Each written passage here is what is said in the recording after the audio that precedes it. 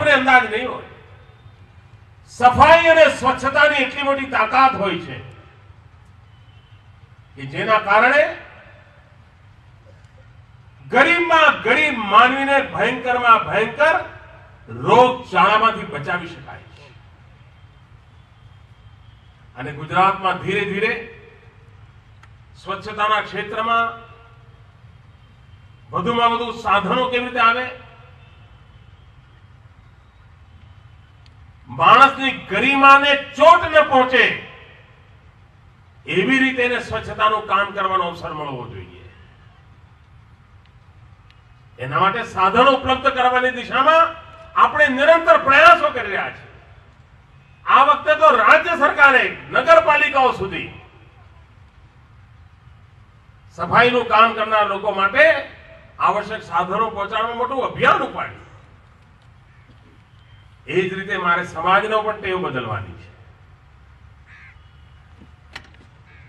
સમાજ એમ માને કે સફાઈ કરનારા લોકો છે એમને પગાર મળે છે એટલે આપણને કચરો નાખવાની છૂટ.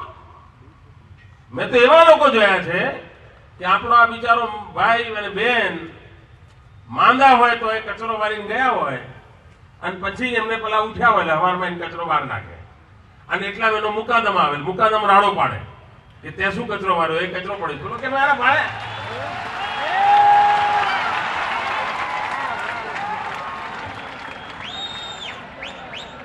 તમારા વાળો છું ને.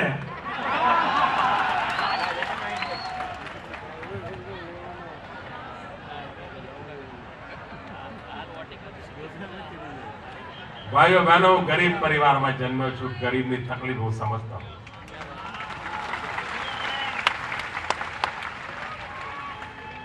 એટલે મુકાદમ એને નબળાવે કે તું કહેતો તો કચરો ગલીમાં સાફ કરી જા પડ્યો કચરો, પેલો ક્યાંક થાય મારા હું સાફ કરીને ગયો પછી ઉઠ્યા છે એ લોકો પછી નાખ્યો છે, માને જ નહીં મુકાદમ.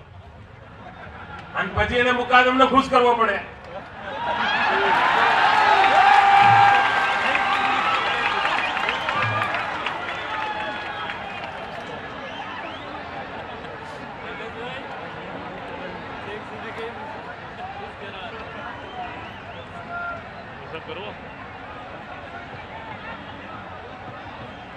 ભાઈઓ બહેનો, આ સમસ્યાનું સમાધાન એ છે કે સમાજને પણ સંસ્કારિત કરવો પડે. સમાજને પણ કહેવું પડે ભાઈ ન ચાલે, તમને ગમે ત્યાં કચરો નાખવાની ટેવ નથી ચાલતી. મિત્રો, લોકો એમ કે સિંગાપુર બહુ સરસ સ્વચ્છ છે, દુબઈ બહુ સ્વચ્છ છે. કેમ?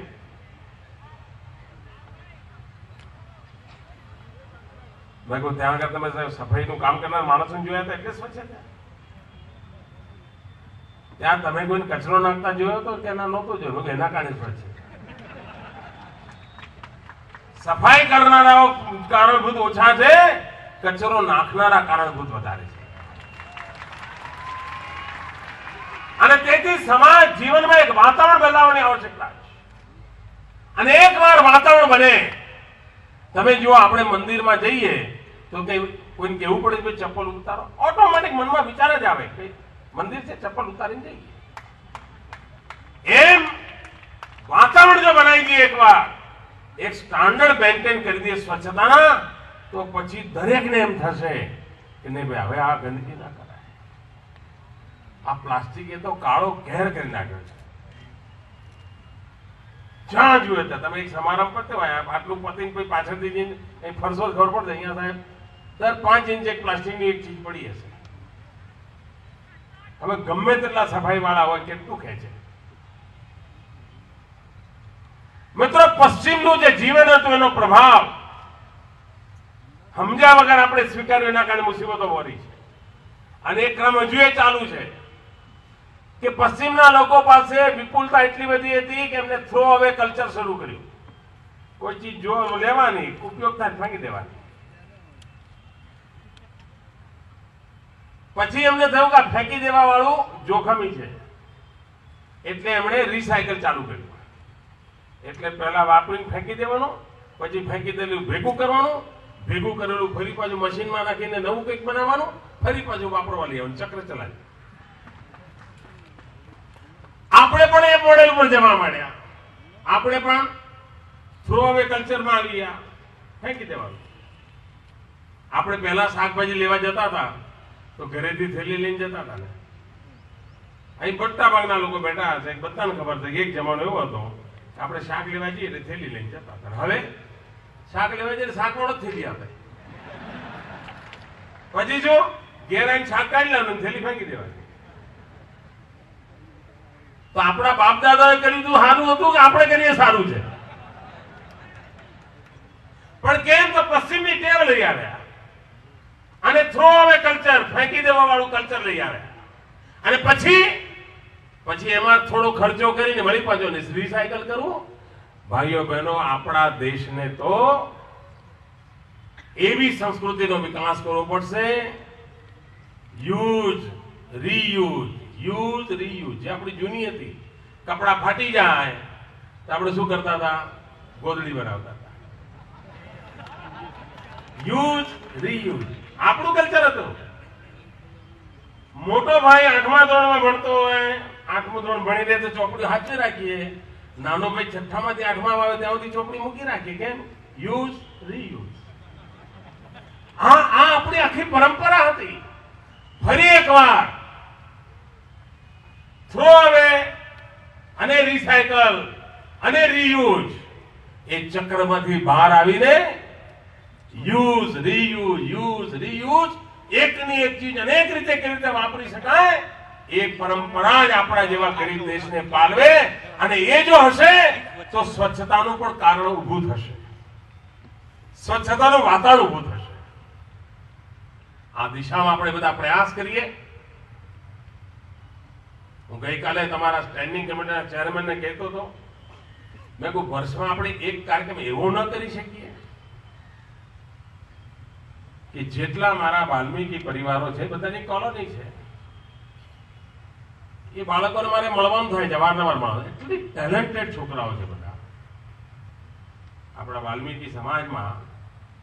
એવા પ્રતિભાવાન નવજવાનીઓને જોઉં છું. મેં એમને કહ્યું કોર્પોરેશન વર્ષમાં એકવાર માત્ર આ વાલ્મીકી વિસ્તારના બાળકોની ટેલેન્ટ ઇવનિંગ ના કરે. એ આવીને ગીત ગાય, કઈ ઢોલ વગાડતો ઢોલ વગાડે, મ્યુઝિક વાજિંત્ર વગાડતો વાજે. જોઈએ તો ખરા આપણા છોકરાઓને કેવું આવડે છે. તો મને સ્ટેન્ડિંગ કમિટીના ચેરમેને કહ્યું છે અમે કરીશું. કરશો ને ભાઈઓ? હા, નહીં તો હું તો કયા કરું, તમે ના કરો તો મારી આપણું જાય. એ જ રીતે જ્યાં આગળ આપણા સફાઈ કામદારો રહે છે, બધી કોલોની છે, ત્યાં આગળ બહેનોના મંડળો બનાવીને સખી મંડળની આર્થિક પ્રવૃત્તિઓ કેવી રીતે ચાલે એના માટેનું આયોજન કરે કોર્પોરેશન. એમાંથી એમને બેંકોમાંથી આર્થિક મદદ કેવી રીતે મળે અને એક મોટી આર્થિક પ્રવૃત્તિનું કેન્દ્ર ઘણા બધા સાથે સાથે રહે છે, મોટી મોટી કોલોનીઝ છે. એ જ રીતે ત્રીજું કામ, એમાં જગ્યા પણ ખાસી છે, તો ત્યાં આગળ કિચન ગાર્ડન માટેનું તમારો બગીચા ખાતાના બધા લોકોને જોડીને તાજા શાકભાજી વાલ્મીકી પરિવારના બાળકોને ત્યાંથી જ કેમ ના મળે? આ સહજ રીતે કરી શકાય એવા કામો છે. મેં કોર્પોરેશનના મિત્રોને વિનંતી કરી છે, એને વર્કઆઉટ કરશે, જેથી કરીને આવનારા દિવસોમાં મારા નગર પૂજારીઓના જીવનમાં પણ પ્રભુના ચહેરા પર જે ચેતના હોય છે એવી ચેતના જોવાનો મને અવસર મળે.